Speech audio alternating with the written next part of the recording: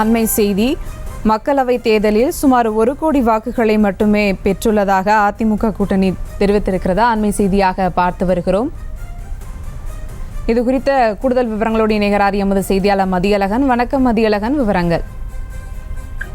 நடந்து முடிந்த நாடாளுமன்ற மக்களவை தேர்தலில் அதிமுக கூட்டணி அமைத்து போட்டியிட்டது. அதிமுகவினுடைய கூட்டணியில் தேமுதிக, எஸ்டிபிஐ, புதிய தமிழகம் உள்ளிட்ட கட்சிகள் இடம்பெற்றிருந்தன.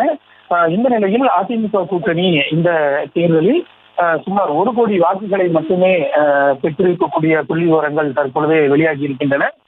மொத்தம் 39 தொகுதிகளிலும் சேர்த்து 1,55,124 வாக்குகள் மட்டுமே பெறப்பட்டுள்ளதாக தெரிவிக்கப்பட்டிருக்கிறது.